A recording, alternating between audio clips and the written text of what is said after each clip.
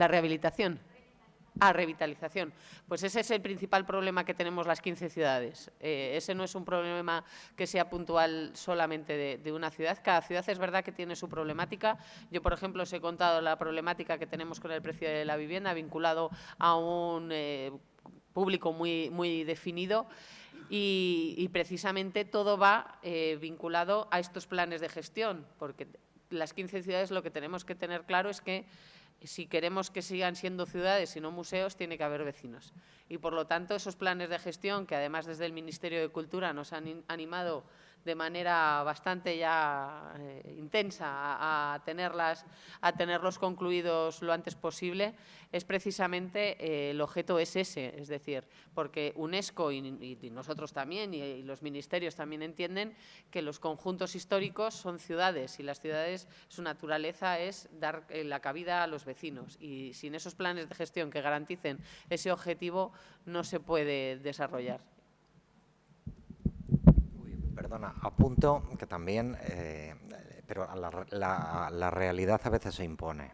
Es muy fácil establecer modelos teóricos, todos queremos ciudades históricas que sean vivas con sus vecinos, pero la realidad a veces va por otros derroteros, y nosotros, por mucho que nos empeñemos, no puedes hacer nada. Como bien antes contaba Clara, si yo rehabilito un edificio y es mi propiedad y en vez de alquilárselo a una familia de vecinos, lo alquilo, lo convierto en apartamento turístico o residencia, voy a cambiar ese modelo de habitación y de habitabilidad de ese conjunto histórico.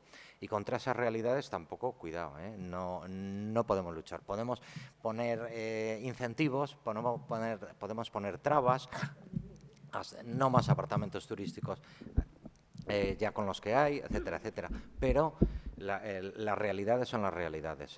Es lo mismo cuando hablamos de la despoblación del medio rural, de la España abandonada. Hay muchas cabezas pensantes, pero ¿cómo se soluciona?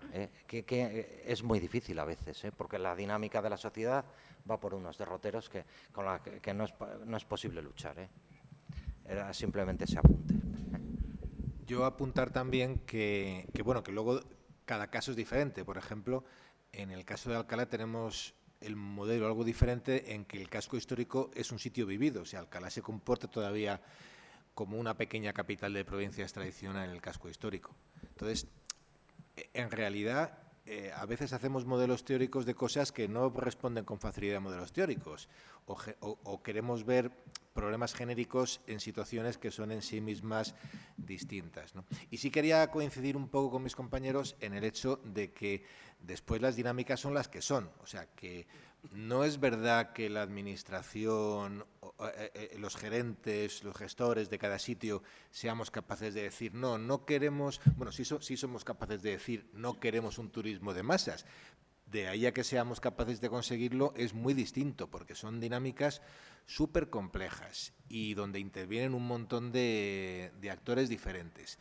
Yo recuerdo, por ejemplo, de cuando hacíamos hace ya un montón de años una serie de congresos que organizamos entre la ciudad de Barcelona y Alcalá de Henares de musealización de yacimientos arqueológicos, que había este ítem se repetía de vez en cuando, porque el mismo actor quería turismo y no quería turismo. Entonces, es un poco complicado. Entonces, estaba el caso paradigmático de la Alhambra de Granada, donde necesitaban turismo, querían que viniera el turismo, tenían 1,5 millones de visitantes al año, no me acuerdo, una barbaridad, y claro, ya no era sostenible. Entonces, no queremos turismo. Entonces, a veces hay una contradicción, sobre todo porque luego, aparte, nosotros estamos aquí en un contexto pues muy simpático para todos, ¿no? Porque todos más o menos queremos lo mismo, apreciamos las mismas cosas y nos entendemos muy bien. Pero luego tú sales a la calle y dile tú al comerciante de un casco histórico, al hostelero, que le va muy bien el negocio gracias a que viene muchísima gente a la ciudad,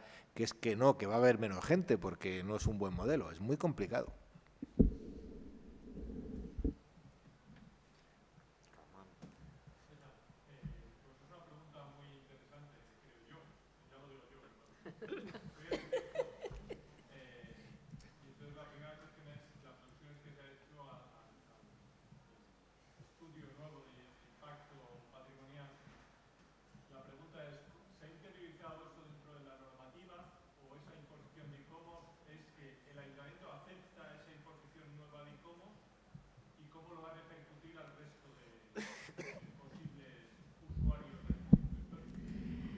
Pues esa sí que es verdad, una buena pregunta, porque es verdad que las evaluaciones de impacto en el patrimonio y cómo se hace la recomendación en las directrices y dice que esas intervenciones urbanas que pueden afectar a los valores universales excepcionales se tienen que someter a estas figuras.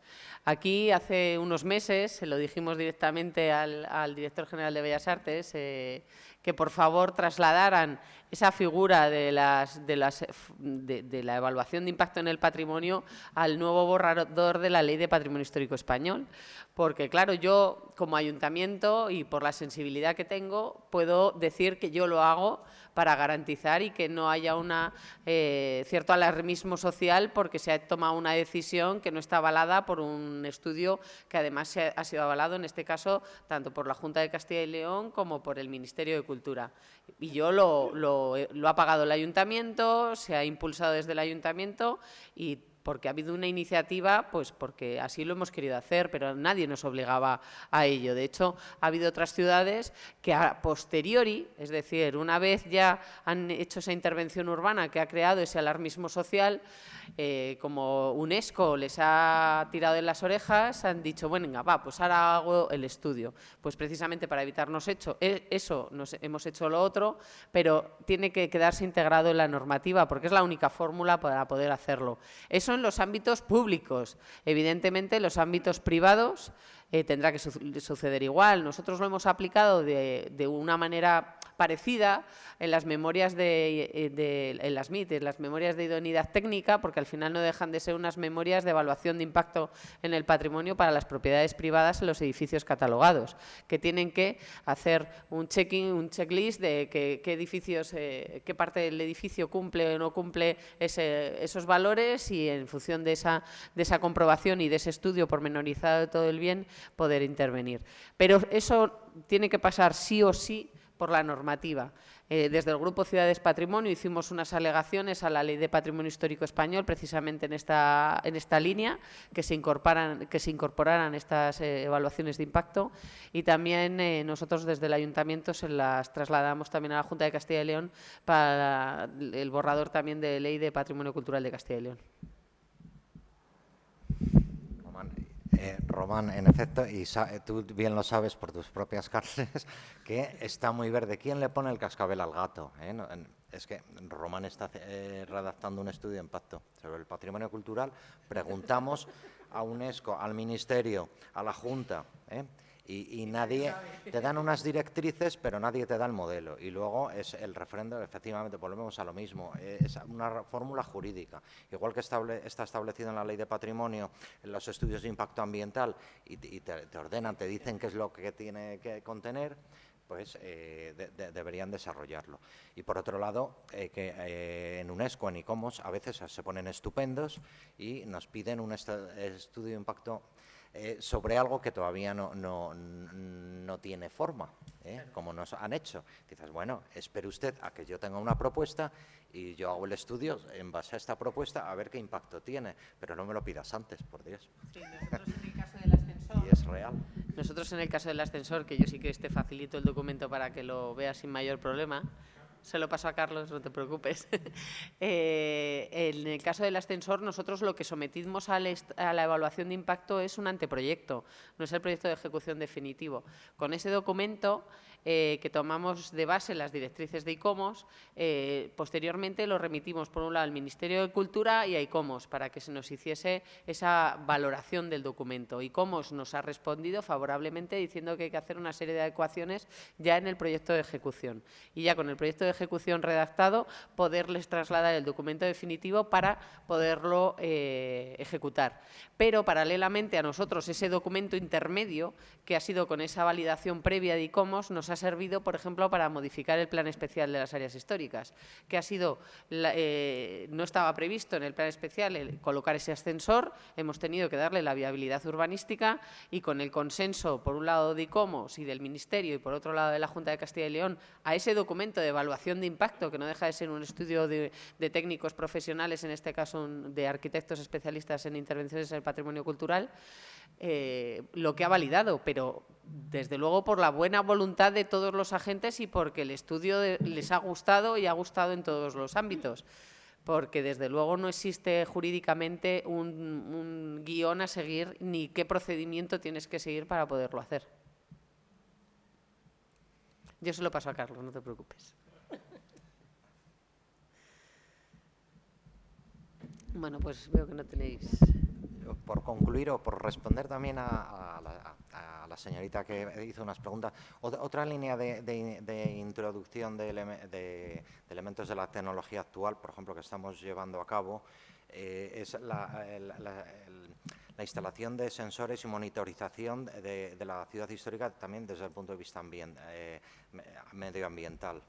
Igual que han aludido mis compañeros sobre elementos de monitorización de monumentos, que la tecnología nos lo permite, también se van a implantar nosotros en Salamanca a través del proyecto LIFE como experiencia piloto, toda una serie de monitores y de sensores que van a dar una serie de información que, bueno, a través del grupo de visite de la Universidad de Salamanca y de Román, que se acaba de ir, la persona que se acaba de ir ahora mismo, ¿sabes? El mundo de los Big Data, toda esa información que se va a generar, se va a canalizar, se va a obtener en parte a través de estos sensores, con ideas de monitorizar la ciudad y ver la evolución y el progreso desde el punto de vista medioambiental. Todo un poco integrado pues con las propuestas de modificación de calles desde un punto de vista verde, de implantación de masa vegetal, suelos drenantes, etcétera, etcétera. Entonces vamos a estudiar un poco cómo intentar ver cómo mejora el medio ambiente, la ciudad y establecer cuáles son los beneficios ecosistémicos que nos proporcionan ese tipo de actuaciones. Todo en el marco de una ciudad patrimonio que, bueno, cuya experiencia positiva o negativa pues se va a transferir y la vamos a contar a nuestras ciudades vecinas y al resto de ciudades históricas, para lo bueno y lo malo. Y es muy importante también, precisamente lo que dice Carlos, que nosotros nos conocemos de hace tiempo precisamente por esa comunicación entre las ciudades y compartir las buenas prácticas o los errores, que también son útiles compartirlos, claro, entre nosotros. Por ejemplo, el Grupo Ciudades Patrimonio ha sido siempre un buen trampolín para hacer este tipo de participación entre nosotros para sacar estos proyectos adelante.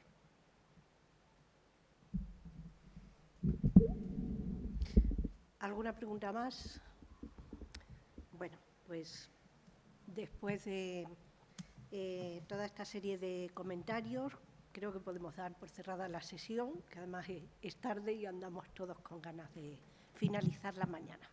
Gracias a todos por vuestra participación. Muchas gracias.